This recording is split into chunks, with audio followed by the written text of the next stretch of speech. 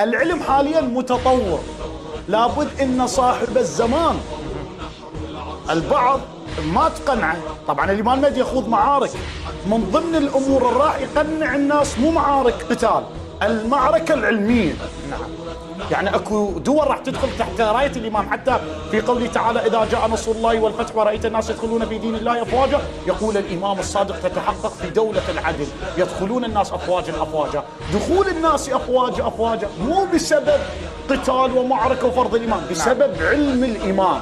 نعم، العلم حاليا المتطور بحرفين، وصاحب الزمان يأتي بعلم فوق علمكم ب25 حرف من العلم.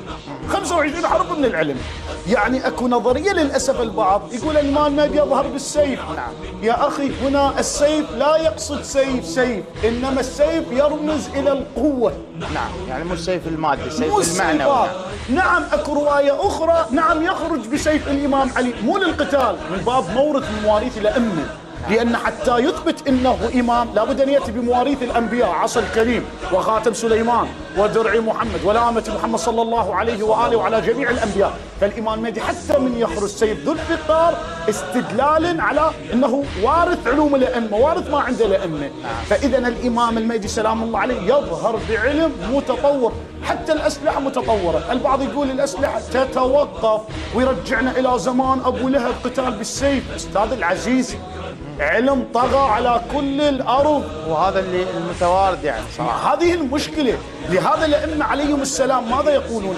يعني عندما يصفون نوع من الأسلحة ما يقول لك يقدر الإمام يقول لك مدرعة، يا لي يفهم في ذلك الزمان مدرعة. صحيح. يا لي يفهم طيارة، يا لي يفهم باخرة سريعة. يقول ولا ان 313 أنصار المهدي يسرون على البحار كالبرق الخاطر. شنو على البحار؟ إذا فد أدوات بحرية. نعم صحيح. بس الإمام العالم ما تستوعب، لأن عقليته في زمن، وأسلحة الإمام وقضية الإمام في زمن آخر، وما أدراك ما ذلك الزمن. كالطفل في بطن أمه. نعم. عندما تريد تتكلم معه على عالم الدنيا ماذا يبقى من عالم الدنيا؟ عندما اريد اتكلم معك على ليله القدر ما راح لا انت ولا انا استوعبها، لان الله عز وجل يقول ليله القدر وما ادراك ما ليله، لان انت في عالم وثوابها وين؟ في عالم اخر. فالامام الصادق في عالم والائمه في وقت، وقيام الامام في وقت اخر. ايش قالوا؟ يظهر شيء له رقبه كرقبه الحمار، اجلكم الله. احد الكتاب المصريين عجبني، الكاتب داود عيسى، يقول وهنا لربما إشارة من الإمام المعصوم شيء له رقبة كرقبة الحمار، إن نظر إلى الشيء هد الشيء انهد.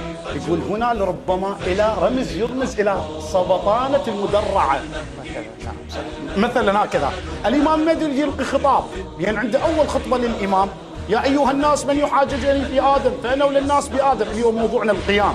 القيام معناته يقوم يعلن باسمه وحسبه ونسبه.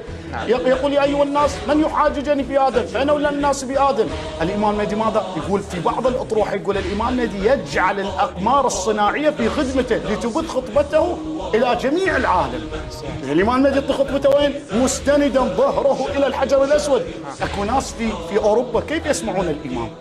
وقضية الإمام يا أستاذ إنه شنو خالية في بعض الأمور من الغيبيات، لأن الإمام يريد المجتمع هو يستنهض بنفسه. أعينوني بقوة، هو عنده قوة، يعني يخاطب العقول. أحسنت، يخاطب العقول. الإمام يريد هو المجتمع يستنهض. إذا الإمام علمه فوق كل علم موجود. أسلحة الإمام تتطور، كل شيء يتطور. من ضمن التطورات أنا عند الله ذكر حادثة في القرآن، فقال الذي عنده علم من الكتاب آصف بن برخية في فلسطين، وعرش بلقيس وين؟ في اليمن.